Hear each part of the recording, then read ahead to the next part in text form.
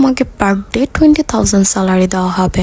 তোমাকে রেগুলার আসতেও হবে না। ধরো যেদিন আমার হাজব্যান্ড বাসায় থাকলো না, তুমি আর আমি কিছু গল্প করলাম, দেন তুমি আর আমি বরফ পানির ছড়াছড়ি খেলাম, এই তো তোমার কাজ।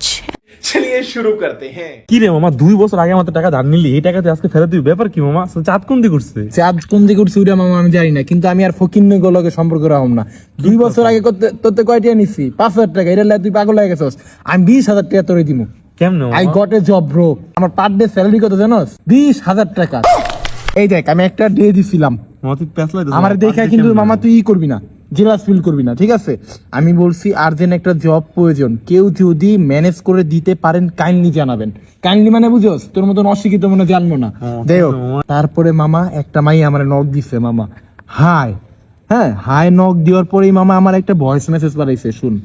আমার কাছে একটা জব আছে, তুমি চাইলেই করতে পারো, স্যালারিও অনেক ভালো হবে, বাট জবটার রিকোয়ারমেন্ট অনেক হাই। মামা জবের রিকমেন্ড কিন্তু অনেক হাই, বুঝিস? আরে মামা কি যে কস মামা, তুই আগে পরে দি। পরে আমি বলছি এটা কোনো ব্যাপার না, আমার পড়ালেখা শেষ, আমি আপনাকে আমার সিভি দিচ্ছি, আপনি যদি জবটা আমাকে দিতে পারেন তাহলে অনেক হেল্প হবে মামা, আমার সত্যি হেল্প হবে মামা। পরে মামা 14 সেকেন্ড একটা ভয়েস দিচ্ছে মামা। সিভি দিলে তো মামা চাকরি পাবি না মামা। সিভি তো লাগবে না মামা, কি করছো? ওর সিভি লাগবে না মামা। দেখ না মামা, এত ভালো মানুষ, ফেরেশতা বাদ অন্য কিছু হইতে পারে না মামা। শুন মামা, এই জবটা করতে তোমার তো সিভিটিভি লাগবে না, বাট আমাকে কিছু ইনফরমেশন তোমার দিতে হবে, যেমন তোমার বডি স্ট্রাকচার কেমন হবে, বা তোমার হাইট ওয়েট, বা তুমি কয়টা পুশ আপ দিতে পারো, এই আর কি সামথিং কিছু জিনিস। মামা বুঝছি মামা, কোন জবে সিভি লাগে না তোমার? মামা night guard security guard job দিতেছে মামা। गजब बेइज्जती है। পরে আমি বলছি এইসব আপনাকে বলতে হবে কি জব, কি জবের জন্য এইগুলো বলতে হবে। জানতেই ভাবতে পরে পারছিস, ভাবতে পারছিস। পরে মামা ওই না মামা আমার কইছে, বুঝছি আপনার হয়তোবা জব লাগবে না, বাদ দেন। আমি এরপরে কই না, এই জব হাতছাড়া করা যাবে না।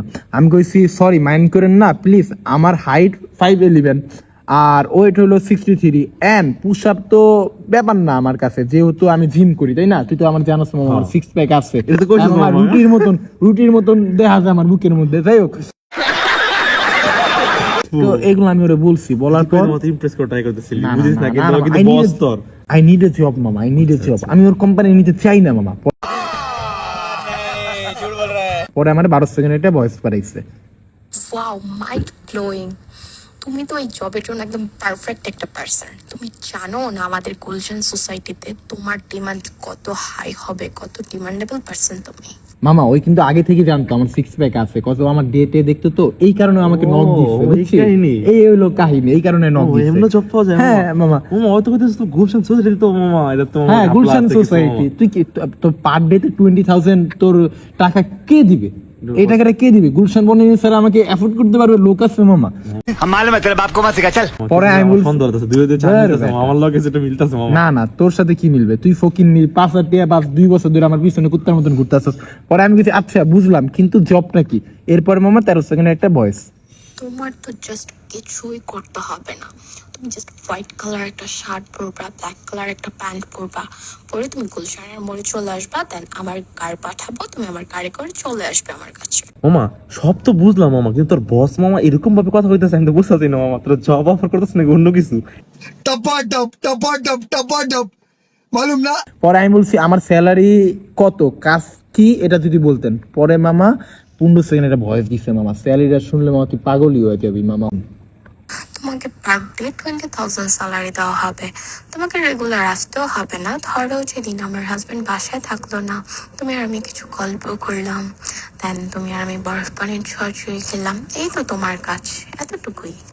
अरे कहना क्या चाहते हो? মামা এটা শোনার পর আমি রাজি হয়ে গেছি। তুই কিন্তু জানো ছোটবেলা আমি ছোঁয়াছুঁই খেলতাম মাইয়াগুলোর লগে, আমার মানে এই খেলাটা ছিল প্রিয় খেলা। এরপর যেহেতু শুনলাম ছোঁয়াছুঁই আর গুলশান, তো মামা বুঝেছি ওই জায়গা হলো মানুষ অন্যরকম, ওদের চাহিদা অন্যরকম। ছোঁয়াছুঁই খেলতে চাইতেছে, হয়তো বা স্কুল কলেজে ওরা খেলে নাই, প্রতিবন্ধী হয়ে যাইতেছে, এই কারণে মামা দৌড়াদৌড়ি করবো আমার লগে।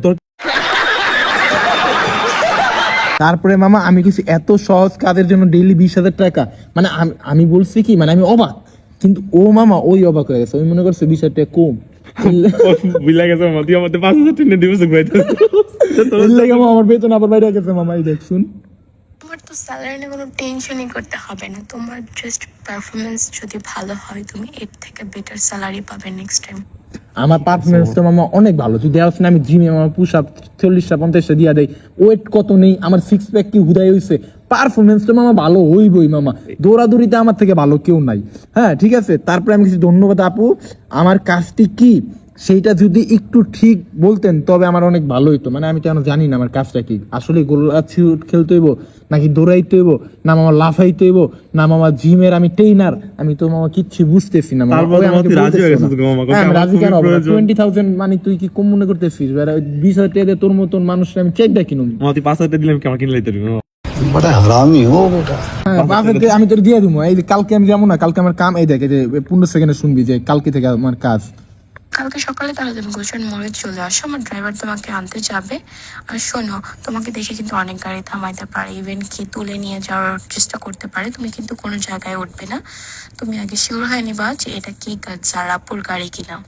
কিন্তু মামা আমার একটাই প্রশ্ন, আমি কি এতটাই সুন্দর যে আমি কালো প্যান্ট আর সাদা শার্ট পইরা তাই পুরা গুলশানে গেলে আমারে গুলশানের আপুরা তুলে নিয়ে যাইব? তো মামা এটা তো গুলশানের আনস্যাটিসফাইড আন্টিদের জব মামা। মানে মানে মামা এই জব শুনে আমিও খুশি ছিলাম মামা। আমার অফার দিয়েছিল একজন যে তুমি এই ড্রেস পরে আইসা বড় তুই এই ভুড়ি নিয়ে কেমন অফার পাস? মামা পাইছিলাম মামা, ওকে 20,000 টাকা করে, বুঝছস? তারপর তো আমিও ভাবছি যে তুই এত সহজে টাকা কামানো তোমার ভালোই লাগে, কার ভালো লাগে না? কমা বই আমি সহজে পুশ আপ দিয়ে বলে টাকা কামাইলাম। পরে তো যাই আমি তো ভাবছি আনস্যাটিসফাইড, আন্টিতে স্যাটিসফাইড করলাম আমি, সমস্যা নেই। পরে তো যাই দিই মামা, মানুষ মিথ্যা কয় মামা, গুলশানের আন্টিরা আনস্যাটিসফাইড না, আঙ্কেল রয় মামা আনস্যাটিসফাইড। টাকা পাইছি মামা।